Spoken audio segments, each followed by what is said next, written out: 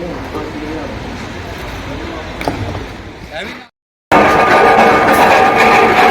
तो गाइस ये हम ले आए हैं माल।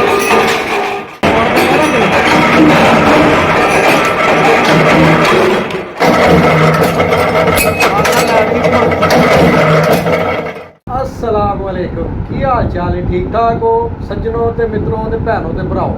अज असीं तुहाडे नाल एक चीज़ शेयर करनी है कि वो असां किवें बनानी है। एक चीज़ है वो मैं तुहानूं विखाना होए है शेयर इनू बनाने लगे की करना पैंदा है, किवें बनदी है, प्रोसैस की है, तुहाडे नाल शेयर करना है। तो लिहाजा साडे नाल रहना है, वीडियो एंड तक वेखनी है। तो वीडियो नूं अगे बढ़ाउण तो पहलां तुहानूं ये रिक्वेस्ट है, चैनल सबसक्राइब कर दिओ ते शेयर कमेंट ते लाइक जरूर ठोको। तुहाडा भरा अज तुहानूं विखाएगा कि एक आइटम है वाली किवें शेप बनाई दी है। तो चलो जाना है, इस सब तो पहला जाना है असां ਇਹਦੇ ਮੁਤਲਕ ਇਹਦਾ ਮਟੀਰੀਅਲ ਹੈ। तो चलो चलिए ਇੱਥੇ ਗੁਜਰਾਂਵਾਲਾ ਦੇ ਵਿੱਚ ਰਾਜਕੋਟ ਮਾਰਕੀਟ ਜਾਣਾ, ਉੱਥੋਂ ਜਾ ਕੇ ਤੇ ਮਟੀਰੀਅਲ ਇਹਦਾ ਲੈ ਕੇ ਆਉਣਾ ਜਿਹਦੇ ਨਾਲ ਇਹ ਆਈਟਮ ਬਣਨੀ ਹੈ। ਤੇ ਚਲੋ ਜੀ ਚੱਲੀਏ ਜੀ, ਅਸੀਂ ਬਹਿ ਗਏ ਆਪਣੀ ਗੱਡੀ ਤੇ ਚਲੋ ਆਓ ਚੱਲੀਏ। ਜਾਣਾ ਰਾਜਕੋਟ ਮਾਰਕੀਟ ਜਾਣਾ ਤੇ ਆਓ ਤੁਹਾਨੂੰ ਅੱਜ ਵਿਖਾਈਏ ਜਿਵੇਂ ਅਸੀਂ ਆਪਣਾ ਸਾਰਾ ਕੁਝ ਖਰੀਦਦੇ ਹਾਂ ਤੇ ਕਿਵੇਂ आइटम जी तुहानूं बनाइए बनाने हैं। चलो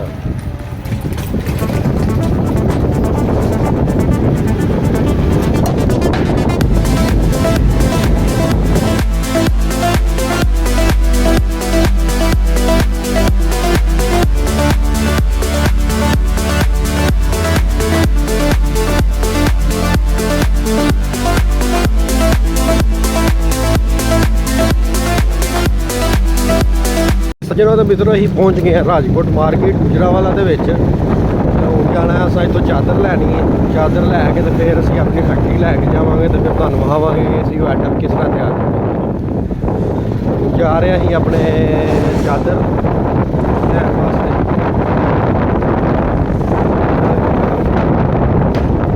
चादर वाले को जा के असीं पहुँच चले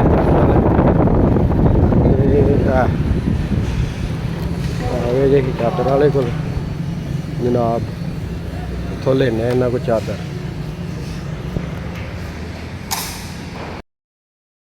हाँ जी, तो इत्थों अह ले लीए जनाब जी चादर। चादर लैन तो बाद कटिंग करवाइए, कटिंग करवा के तो असीं फैक्ट्री आ गए हैं। फैक्ट्री लिया के चादर की पहला प्रोसैस स्टार्ट करन लगे हैं जी। पहला प्रोसैस इहदा की है जी? पहला प्रोसैस है पीस नूं शेप देना, पीस की कटिंग करना। पीस कटिंग तो बाद अगला प्रोसैस स्टार्ट होएगा। अगला प्रोसैस स्टार्ट करन तो पहला तुहानूं यह विखा दईए कि पीस कटिंग किंज होंदे आ। लिहाजा अगे चलने आ जी, चलो जी।